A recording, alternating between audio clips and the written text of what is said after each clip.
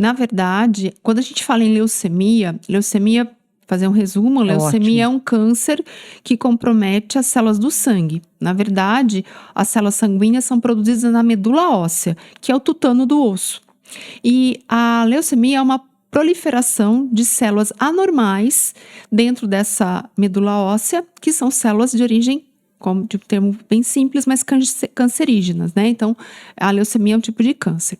Quando a gente fala em leucemia, existem dois grandes grupos de leucemia: as leucemias agudas e as leucemias crônicas. Então, primeira coisa, essas informações que nós temos, né, que foi passado de geração para geração, geralmente diz em relação à leucemia aguda, que é aquele paciente, fulano fez diagnóstico semana passada e morreu. Geralmente é isso. Isso mudou muito nos últimos anos e cada vez mais está melhorando. Então, a maneira de diagnosticar, a maneira de você estratificar essa doença melhorou muito nos últimos anos. Então, as leucemias agudas, elas assustam muito mais do que as crônicas, mas ela é curável também. Então, isso é importante a gente ter ideia que as leucemias agudas, elas são curáveis. E a impressão minha é que as crianças têm mais diagnóstico de leucemia ou isso é balanceado?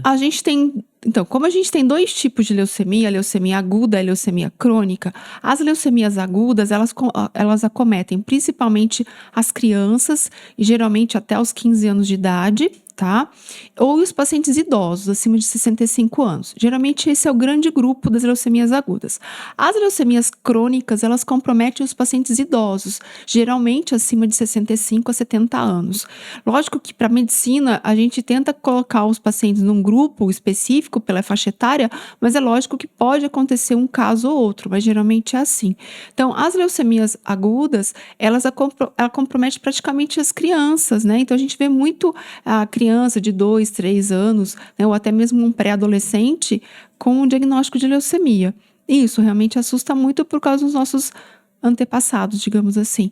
Mas mudou muito o critério de tratamento. Então, a gente tem muita coisa hoje em dia que recursos, né? Recursos tanto para diagnóstico, como eu falei, recursos de tratamento e também de apoio a essas crianças ou esses pacientes que estão, né? Então, isso melhorou muito o prognóstico, melhorou muito o tratamento.